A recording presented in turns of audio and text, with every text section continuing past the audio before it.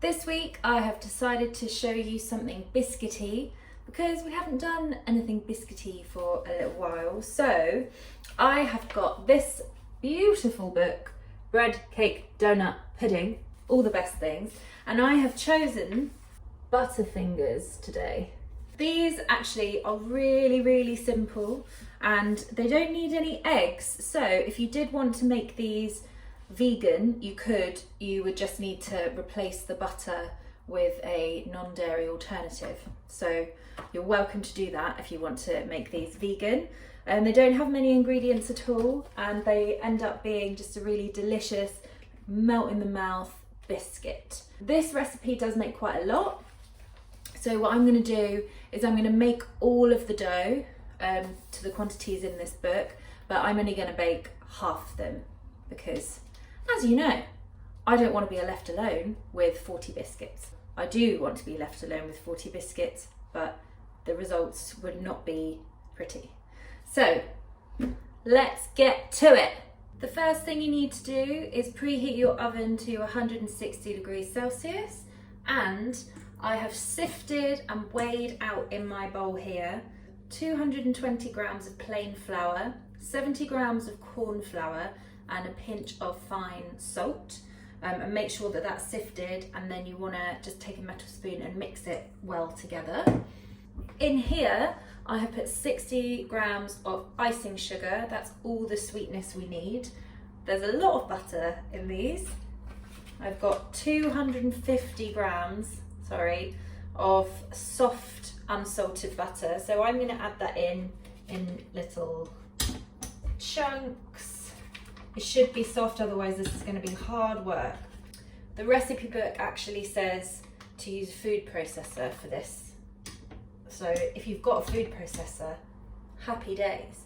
I get a bit confused, this probably sounds really stupid, I get a bit confused between food processors and blenders. So I have a blender, but it's one of the tall ones, and I don't think it would cope very well with this. It's more for soups and hummus. So I'm going to use my mixer. I've just got the paddle on it, and hopefully that will do the job. I have made them before, and I think I did it with a wooden spoon by hand, so it really doesn't matter as long as you get your stuff mixed together. I've got this, which is vanilla bean paste. I'm going to add a teaspoonful. If you want to go posh, add the seeds from a vanilla pod, but this is just as good, and it will make them really nice and vanilla-y. So that goes in with the butter and the icing sugar, and then all you want to do is just turn it on first of all, and then get that mixed together.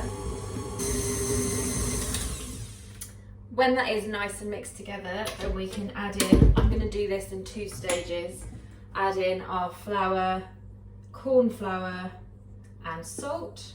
And I'm going to do it in 2 stages because I don't want flour going everywhere. Just mix it in. And another reason I want to do this in 2 halves is so that I can scrape down the bowl halfway through.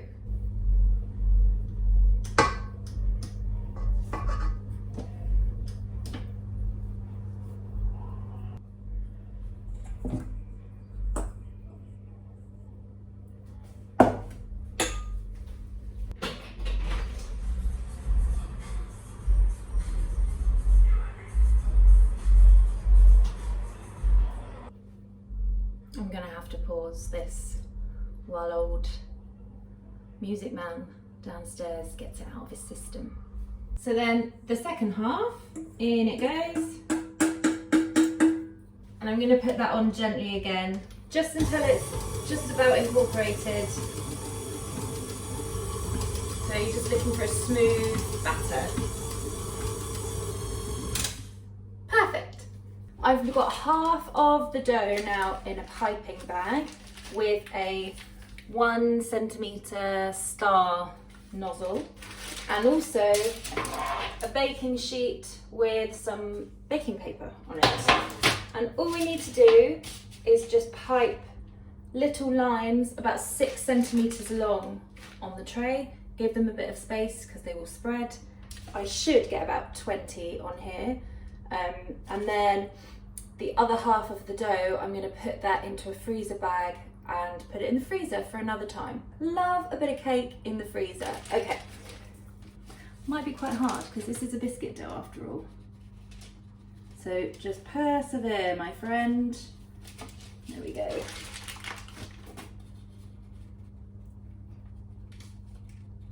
And the warmth of your hands should really start to help with the piping. So it should get easier as you go, she says. Those are mine. They're not all exactly the same length. If you want to be really neat about it, then you could use a ruler, but this isn't Bake Off, and no one else apart from me and you are going to be seeing these. So do what you want. I'm really warm now because that was quite a lot of effort. So I've got 20 on my tray. They've all got a nice amount of space in between all of them, so hopefully they won't touch each other in the oven. And you need to put these in your preheated oven for 15 minutes until they're nice and golden brown.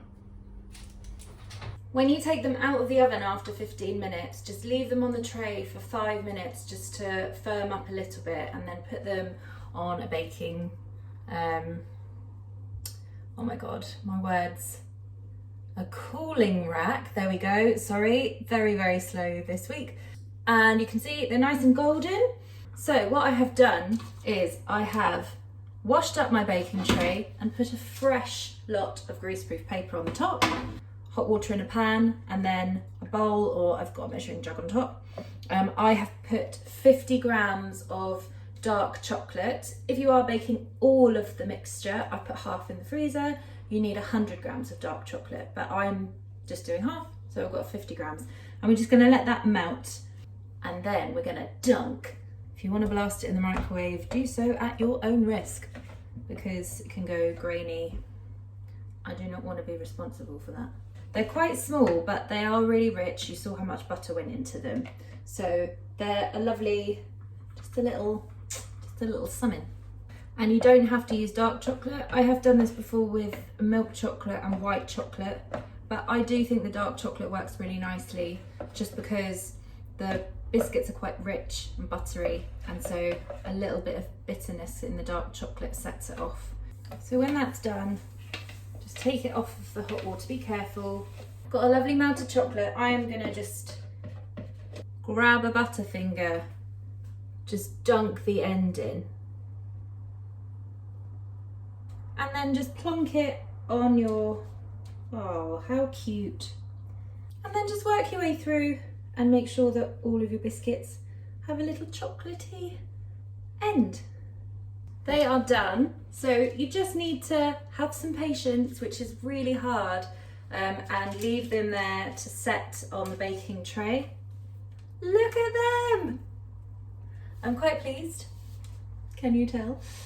So yeah, just leave them to set at room temperature. If you do want to pop them in the fridge, that's fine. Just be aware that then the chocolate might turn a little bit white and cloudy. So I think the best thing to do is leave them at room temperature, and they shouldn't take too long to set.